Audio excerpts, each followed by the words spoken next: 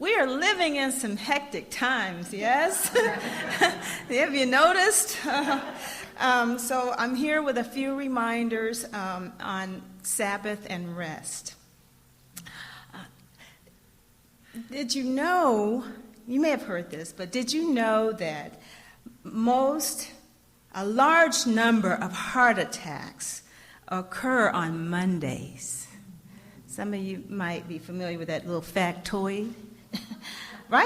And it's right after the Sabbath, right after Sunday.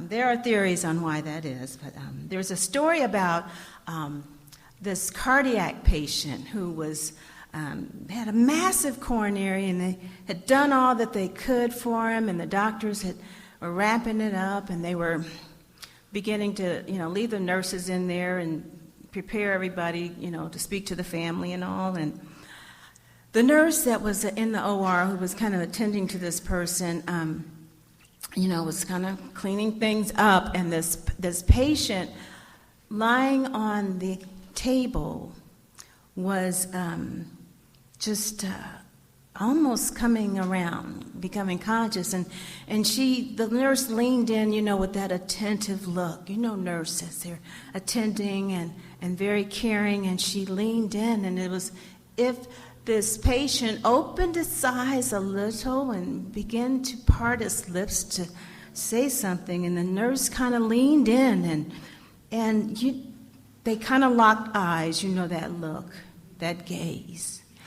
And it was as if he was looking at her, but through her.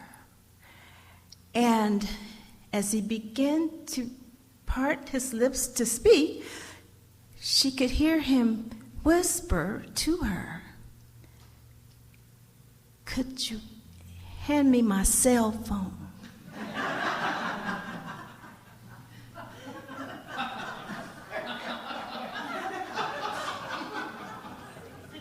That's our world. Could you hand me my cell phone? So I'm here on my sabbatical. Some of you on my mailing list got my newsletter, and I am on my summer sabbatical. So I'm not coming off my sabbatical today. I'm bringing my sabbatical with me. I might have to extend it to the rest of the year, but we'll see what this does. And to say that Sabbath and rest are crucial to our spiritual journey is an understatement. We can't stress Sabbath and rest enough. I think we're all familiar with the traditional concept of Sabbath. After all, it's Sunday. We're here. It means rest, repose, restoration, restitution, a return to a former state, at one-ment, perfection, completion, wholeness. Wow, that's a whole series. And for many religions, it's a day of the week, Saturday or Sunday or beginning on Friday, It's also, there's this concept of a sabbatical leave. Many professors at universities and work about 6-7 years or so, and then they go off and travel. They're relieved from their normal teaching duties, and they go off and travel and study some more or whatever. But for the Judeo-Christian thought, it's patterned after, Sabbath is patterned after the creation story.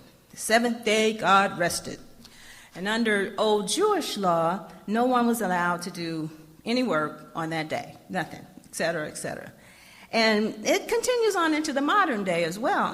There's one chicken fast food restaurant, that still closed on Sunday. So I won't mention any names. But in the Hebrew scriptures, in Exodus 20:8, it says, "Remember the Sabbath day and keep it holy." The key word there is remember. We were singing about remembering. Remember. So as we get so swooped up and swept up, we got to remember. And when we remember, we got to keep it. We got to keep it holy, set apart, sanctified, consecrated, and unspoiled by all this overstimulation and busyness. So we have to rest and set apart space and time in our mind and heart to spirit. dedicated to spirit. But, as with anything, the human mind over centuries and centuries is going to legalize things and concretize and then dogmatize the ideas. And the focus becomes the outer day, all the do's and don'ts. And the next thing you know, we're worshiping the day and lost the underlying meaning of connecting with that which is really important to source, to spirit. So, but that is what we do, human beings, that is what we do. We make patterns. And it's more, we know more about neuroscience now, but the patterns, if we got to keep that pattern going. And if something's out of place, we'll make up something to keep the pattern going, because it's safety, it's security, but we're about those patterns. But for our higher selves, we hunger for that deeper underlying truth of spirit. Then along came Jesus of Nazareth, upsetting the apple cart, messing stuff up. You can read the accounts in Matthew 12, Mark 2, 2nd chapter, and Luke 2. Along comes Jesus doing things on the Sabbath day that he wasn't supposed to do. Healing people, feeding people, going through the cornfields, picking corn, eating. They just said, Lord, we just can't control him. But he came along revealing that there's more to it than that there's more to it than just this day. It is lawful to do good. It's always lawful to do good. The perfect law of love is the fulfillment of the divine law. So it's recorded in Mark 2:27 that he said to the people, the Sabbath, the rest, was made for humankind and not humankind for the Sabbath. Y'all got it twisted. Y'all putting things, first that are not really secondary. And the Metaphysical Bible Dictionary says that the Sabbath is the consciousness that we have fulfilled the divine law in both thought and act. It's not a day of the week per se. It's a state of mind that a person enters and acquires, when you go into the silence and of your own soul and into the realm of spirit. And there you find true rest and true peace. So that can be any time. Because spiritual growth and evolution is always going on. And law of love is the law of fulfillment of the divine law. And we have thought, we know we have action and activity, and we have expression. That's the creative process. But then there's a rest. And then there's thought, and there's activity, and there's manifestation, and there's rest. Just like the music you were singing, the songs and the score, they have notes, right? They have the notes, and then the rest. And the rest is a part of it. It completes it. It's a part of the whole. Rest in knowing that we can rest in knowing that that divine law is working all on its own, with no help from us. All we have to do is align with it, be in alignment with it.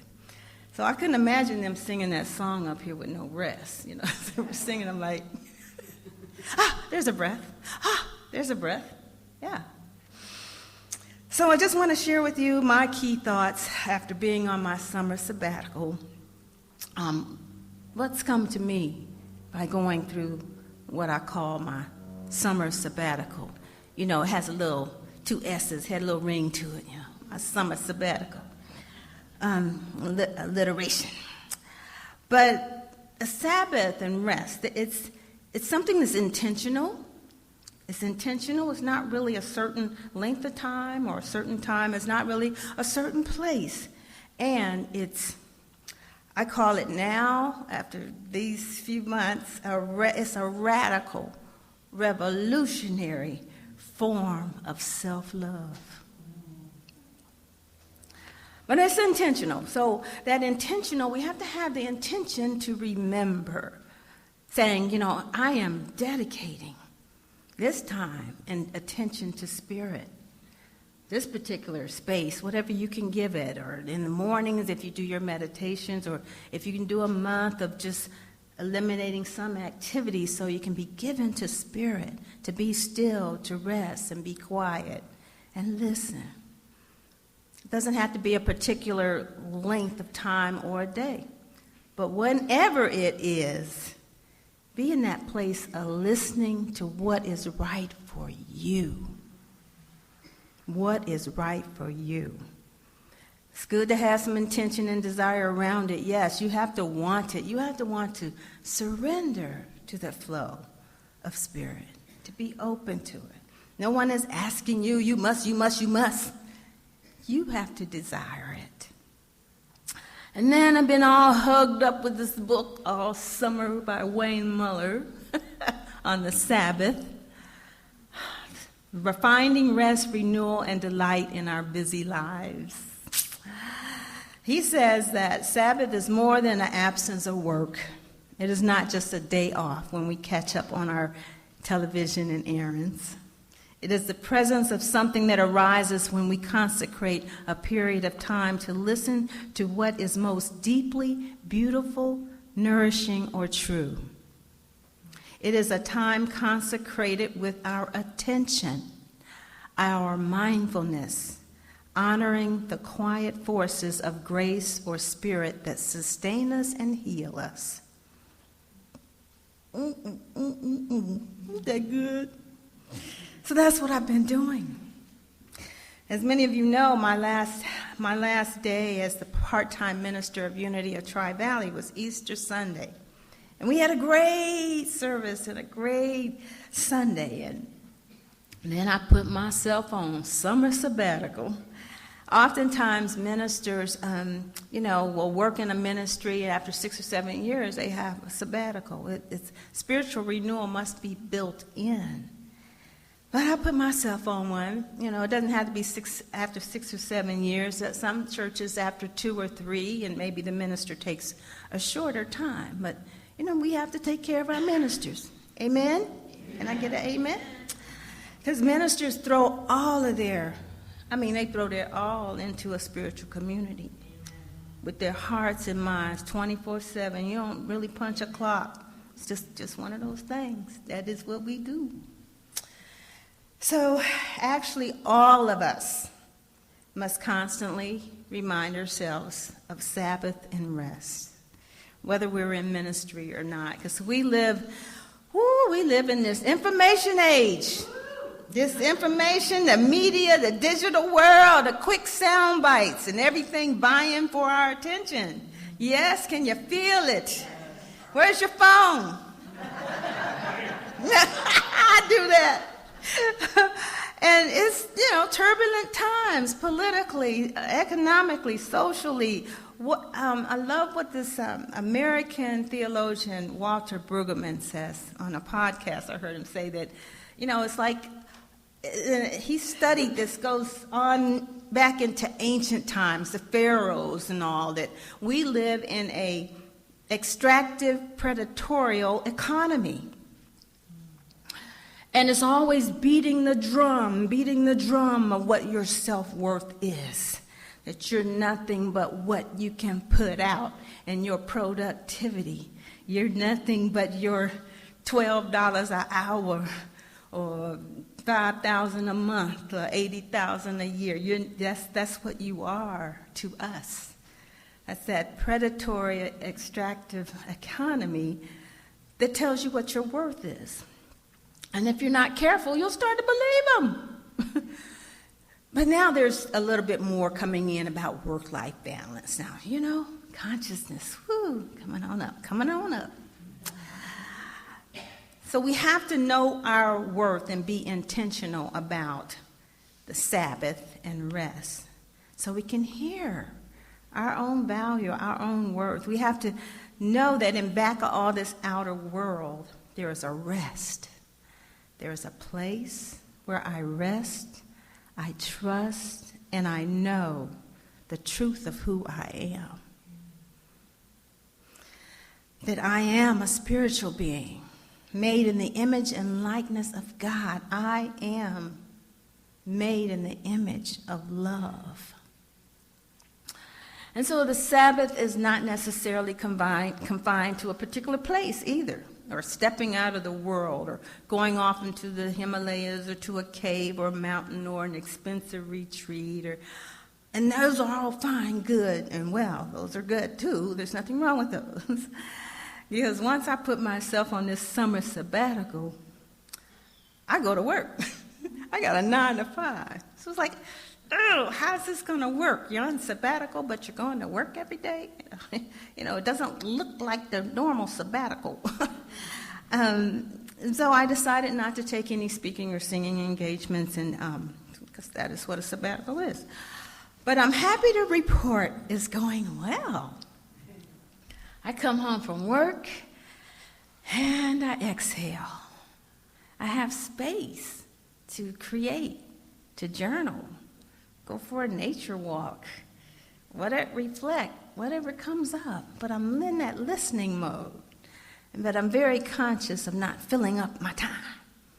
Filling it up, just filling it up, We don't like to be still sometimes. We don't fill it up. So that was a big shift for me, preaching to myself. And it's not that, Sabbath time is superior to our work, but there's a balance we have to find. So it's also been referred to as a time where we take refuge.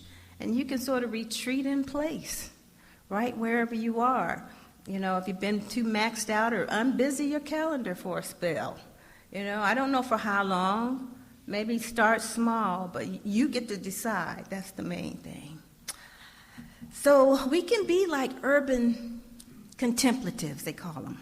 The new contemplative spiritual movement is where we practice. We do that practice right in the midst of our everyday world. We don't have to be like the desert fathers and mothers who went out in the first century into the desert and wilderness, or the monastics who only go into the monastery to be alone with God. We know now how to steal away, how to quiet the mind, and come into that secret place within our own hearts. Just being still and being in that restful awareness of our oneness with God. It is yummy. I call it yummy.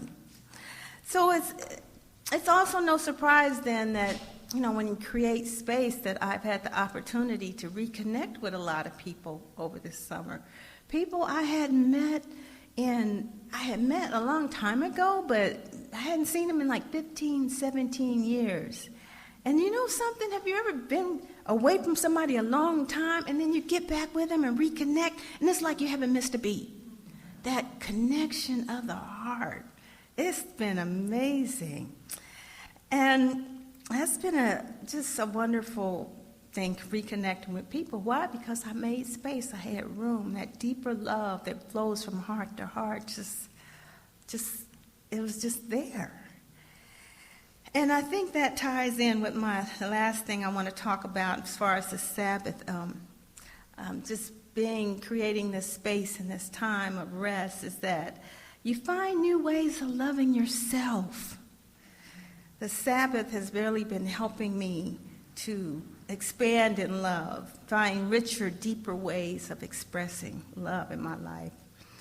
And like I said, it's one of the most radical, revolutionary forms of self-love and self-worth, because it helps you quiet the crowd of voices so that you can hear your own voice. And for me, that has just been a gift. I'm worth it. You're worth it. Point to yourself and say, I am worth it. You're worth it to give yourself the gift of rest, Sabbath, and stillness. Pencil yourself in on your calendar if you must. I have a friend that puts all her devices in a little special box, and she pushes them into a closet outside the door so she can have an unplugged day. But whatever you do, it will be a gift. It'll be a gift to not only you, but everyone around you. Everything around you gets blessed as well. So I picked up this book, The Sabbath, and pulled it down this summer. And I want to close with this quote that he has on page 32. He says, "If we forget to rest, we will work too hard and forget our more tender mercies, forget those we love, forget our children and our natural wonder." God says, please don't.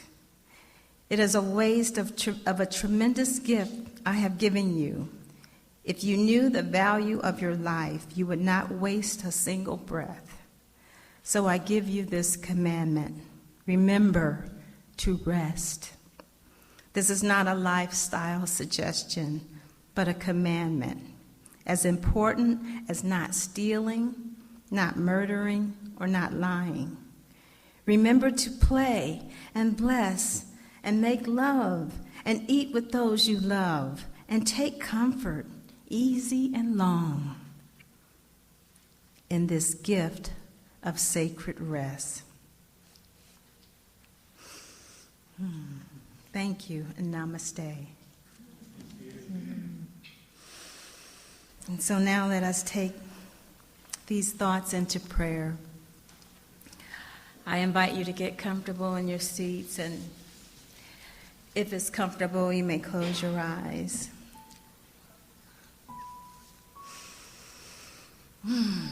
Settle into your seats and rest. You rest your mind on your heart and breathe slowly.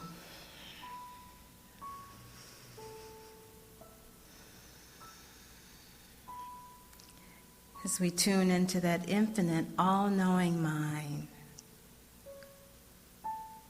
divine mind, that is closer than breathing, that living, loving presence, resting upon our hearts right now, this very moment. It says, come away for a little while.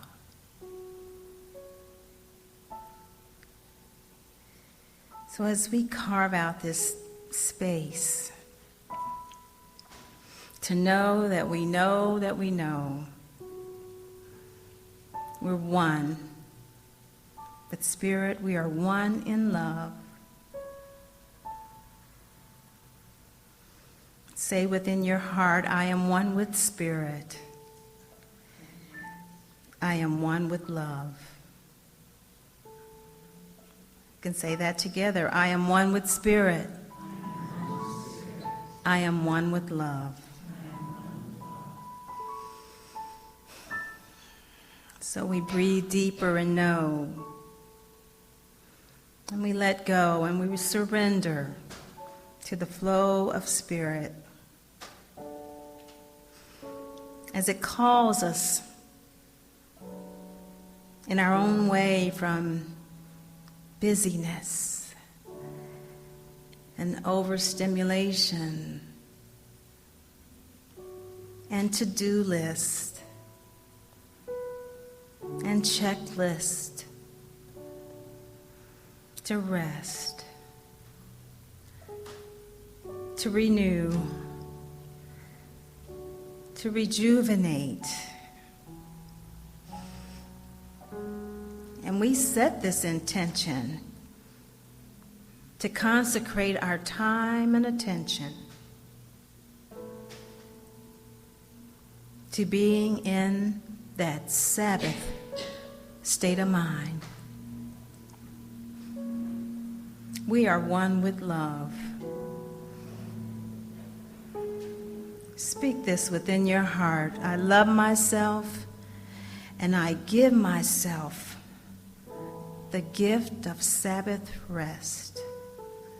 I love myself and I give myself the gift of Sabbath rest.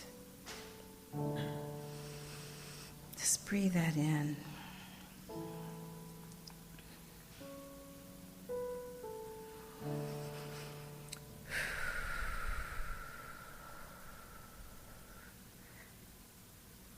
So we allow this peaceful, restful state